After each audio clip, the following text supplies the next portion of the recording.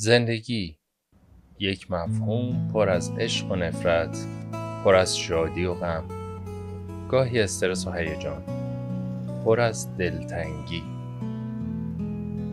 تهران، شوق و ذوق بچگی، فوتبال توی کوچه‌های خاکی با توپ پلاستیکی دولایه، فضای سخت و خشن مدارس دهه‌های 60 و 70، دوران دانشگاه، رفقای قدیمی و صمیمی، قدم زدن توی کوچه پس کوچه های اطراف بلوار کشاورز و میدون انقلاب، کار توی بازار و پرسه زدن اطراف مولوی و بازار قدیمی تهران، آشنایی من و یاسی، شروع مسیر جدید با چالش ها و سختی های جدید که این بار با هم باید ازشون عبور میکردیم.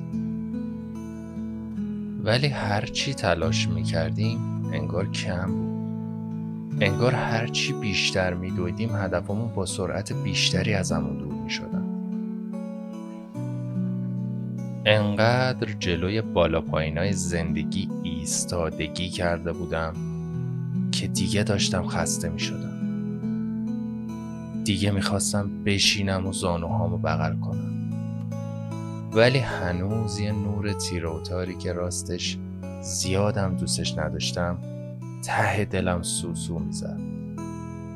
به ناچار به عنوان آخرین امید برای زندگی رفتیم سراغش. مهاجرت. طبق عادت همیشگی ما ایرانی‌ها، اول از همه تمام سختی‌های مهاجرت و فکرای عجیب و غریب مدام توی سرمون میچرخید. ولی چاره‌ای نداشتیم. آخرین امید برای ادامه مسیر زندگیمون بود. دقیقاً از همون موقعی که ویزامونو گرفتیم یه حال عجیب دلشوره و اضطراب و یه چیزی که نمیدونی چیه دقیقاً کاملا وجودمون رو گرفت. لحظه ای که ساعت 10:30 شب بود ویزامون با ایمیلش اومد برامون، فکر کنم به مدت 1 رو 20 دقیقه نهایتاً روی ابرا بودیم به اصطلاح، ولی آروم آروم هی ذهنت تو رو آماده میکنه که خب حالا که چی؟ حالا خب بعدش که چی؟ و خب الان خونه زندگی چی کار؟ یعنی خوشحالی که داشتیم میکردیم برای این ویزا که این همه منتظرش بودیم و آرزوشو داشتیم، شاید بگم 10 دقیقه 15 دقیقه بیشتر طول نکشید و دیگه تبدیل شد به یه اضطراب و یه نگرانی و یه نمیدونم چه اتفاقی میفته و اینا. و حالا چیکار کنیم؟ بدو کی بریم؟ وسایلمون رو چیکار کنیم؟ خونمون رو چیکار کنیم؟ کلی از این ماجرا. 9/7/1402 اولین روز شروع مسیر سخت مهاجرت. خداحافظی با خانواده، با تمام خاطرات بچگی، روزهای برفی قشنگ تهران، غروبای دلگیر جمعه. شاید باورش سخت باشه ولی حتی دلت برای هوای آلوده و شلوغی‌های آزاردهندش هم تنگ میشه. دوست و رفیق، محله‌ای که توش بزرگ شدیم، شهری که توش بزرگ شدی، خانواده‌ای که زحمت تو رو کشیدن، مادر، پدر، خواهر، برادر، اقوام، فامیل و هر کسی که خب تو روزهای خیلی زیادی و سالهای خیلی زیادی رو باشون خاطره داشتی و باید یه نقطه بذاری و یه پرانتز باز کنی. تو اون پرانتز بنویسی که دوری و دوستی، بنویسی که نمیدونم از دور سلام یا هر چیز دیگه و داخل همون پرانتز باهاشون زندگی کنی و زندگی تو دیگه خارج از پرانتزه، یعنی جدا از چیزیه که تو اون پرانتز قرار دادی. روزی که قرار بود خداحافظی بکنیم با دوستامون، خانواده‌مون، کسایی که واقعا این همه کل زندگیمون رو باشون گذرونده بودیم، خاطره داشتیم. سخت ترین قسمت خداحافظی با پدر مادر بود که اصلا نگم. روز فرودگاه شبش هم همینجوری بود، مثل اون شب بود. خیلی با این که البته خوابیدم 2-3 ساعت، ولی اینجوری بود که اولش انتظار داشتم که کسی نیاد، ولی خب نمیشه، همچین چیزی اتفاق نمیفته. و دیگه نگم که سوار هواپیما شدنم خیلی عجیب بود راستش رو بخوای. من خودم اولین بار بود سوار هواپیما میشدم و هیچ وقت واقعا فکر نمی‌کردم اولین تجربه سوار هواپیما شدنم این باشه که از ایران پاشم پرواز مستقیم به لندن. واقعا فکرش نمی‌کردم، یعنی فکر می‌کردم تاش برم ترکیه، ولی خب قسمت دیگه. بعد هیچی دیگه تو هواپیما هم که کلا بکنم 1-2 ساعت اول من همچنان داشتم گریه می‌کردم، بند نمی‌اومد. بعد ولی همش می‌فهمیم کردیم که اون ورش چیه دیگه، اون ور یه هندونه دربسته، یه دری که نمیدونی پشتش چیه، یه همچین حالتی داشت برامون. واقعا نمیدونستیم چه اتفاقی قرار برامون بیفته. اصلا این حالی که نمیدونیم آیا انتخاب درستی کردیم نکردیم، ولی خب دیگه کاری بود که انجام داده بودیم و شروع کردیم و میدونستیم که باید تا تهش بریم که ببینیم چی میشه. تا اینکه رسیدیم و تو لحظه اول با آب و هوای اینجا روبرو شدیم.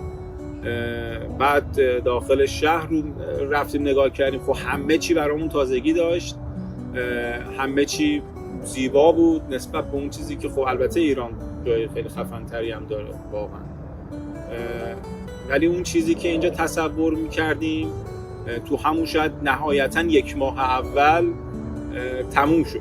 یعنی شد اون چیز روتینی که همون جوری که تو ایران تو شهر خودت تو کشور خودت زندگی می‌کنی و همه چی برات عادی شده و یه خارجی که تو کشورت میاد تازه میگه که واو چقدر چیزای خفنی. اینجا هم دقیقاً هم اتفاق واسه ما افتاد. اولش خب خیلی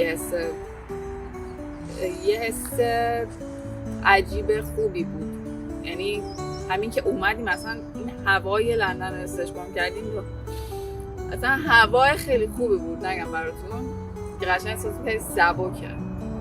بعد خب اولش خیلی همه چی برای آدم جدیده دیگه، وقتی که میاد مثلا حتی دونه دونه خونه ها، دونه دونه کوچه ها، خیابونا، مغازه ها، آدما همه برای جدیدن دیگه و خیلی تجربه عجیبیه. وقتی که مثلا این همه مدت فکر میکنی بهش، آرزو میکنی که من مهاجرت کنم، بعد یه دفعه خودتو تو اون موقعیت میبینی، خیلی حس عجیبیه و یه حس پیروزی هم داره که میگی من تونستم، من انجامش دادم، بالاخره پسش بر اومدم. قسمت خوبش این بود که حس می‌کردیم این قدم‌های سخت و تحمل این همه دردسر بالاخره قراره به نتیجه برسه و به این میگن امید. و تنها چیزی که اینجا خیلی میشه روش امیدوار باشی حس امید به زندگی، حس این که تو فردات و روزهای بعدت رو بهش امیدواری چون عملاً اکثر ارگان‌ها، اکثر چیزهایی که تو اینجا یه شهر یا کشور رو تشکیل میدن این حس رو بهت میدن که تو امیدوار باشی و این امیدواریه تنها چیزیه که شاید من و یاسی توی ایران اواخر سالهایی که توی ایران بودیم تقریبا دیگه چیزی نمیدیدیم ازش. درسته که اوایل ازدواج خب میدیدیم ولی عملا اونجا این حس و امید رو دیگه پیدا نمی‌کردیم و نهایتا فکر می‌کردیم قراره با یه روتینی زندگی بکنیم. تفکراتی مثلا قبل از مهاجرت داشتی، چه تفکراتی بعد از مهاجرت. کلاً به نظر من متاسفانه، حالا نمیتونم اینو بگم یا نگم، ولی متاسفانه ایران مثل یه جاییه که وقتی ازش میای بیرون یعنی انگار ایران یه جای دیگه است و بقیه دنیا یه ور دیگه، یعنی یه جوری دسترسی به همه دنیا بسته است. وقتی میای بیرون میبینی که اصلا یه چیز دیگه است، یعنی اون چیزی که تو ایران، دسترسیایی که ما به همه چی تو ایران داشتیم که نداشتیم کاملا اینور متفاوته. بزرگترین دلگرمیمون این بود که توی این راه کنار همدیگه ایم. پس شروع کردیم به ساختن زندگی جدید، راه جدید و قدم برداشتن توی تنها مسیری که پیش رومون بود. ما 2 نفری اینجا مهاجرت کردیم و هیچ وقت نمیشه از این قضیه غافل شد که واقعا کسایی که 2 نفری مهاجرت میکنن و با هم هستن خیلی از اتفاقایی که نفراتی که تنهایی مهاجرت میکنن خب ندارن و هم صحبت داشتن اینجا خب خیلی خوبه و این که تو میدونی یه پارتنری داری که اون مسیری که شروع کردی با تو هم با سختی ها و چالش ها رو قراره کنارت بگذرونه و با هم دیگه سپری کنی. این خب خیلی نکته خیلی مهمه. کلا هدف مثلا من به شخصه از مهاجرت این نبود که یه دفعه مثلا تو پول غرق بشم و برم وارد بهشت بشم و اینا. شاید یه ذره این تفکر داشتم ولی تا حدودی مطمئن بودم که واقعا دیگه انقدرم راحت نیست به دست آوردن یه عالمه چون چیزایی که آرزوشو داری. و وقتی هم که اومدیم اینجا دیدیم که آره واقعا باید خیلی بیشتر تلاش کرد، ولی یه تفکری که هست اینه که آدم اینجا انگار زندگی رو راحت تر میگیره و واقعا انگار که اینجا به دست آوردن خیلی چیزا اونطوری آرزوی دور از دسترسی نیست. این چیزی که بهش من رسیدم اینه. یعنی تو ایران حالا نمیخوام اینجوری مثال بزنم ولی قبل از مهاجرت جوری بگم بهتره، شاید مثلا مسافرت به چه میدونم ایتالیا برای من آرزو بود. حالا الانم هنوز نرفتم ایتالیا ولی برام دور از دسترس نیست، واسه همین دیگه آرزوی دست نیافتنی هم نیست. یعنی اون قدم شاید مثلا بهش فکر نمی کنم که قبلا مثلا دوست داشتمش.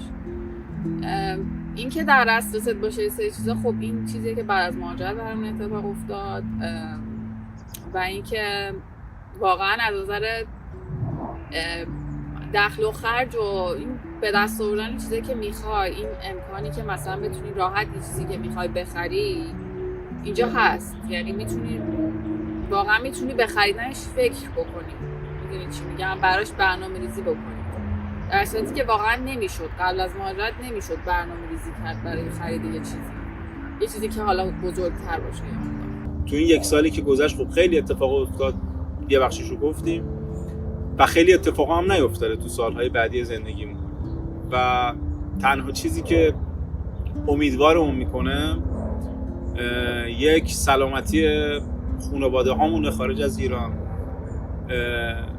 و اتفاقاتی که اینجا در پیش رو داریم و چالش‌هایی که اینجا میخوایم باهاش مواجه شیم و پلن‌هایی که اینجا ریختیم و برنامه‌هایی که اینجا ریختیم و چه بسا شاید این چالش‌هایی که اینجا داشتیم باعث شد که این پلن‌ها و برنامه‌ها رو بریزیم و تو به روزهای بعدت به هفته. یعنی ما من هیچ وقت یادم نمیاد که تو ایران من به 2 ماه بعدم فکر کنم، ولی اینجا تو باعث میشه به سال بعدت فکر بکنی.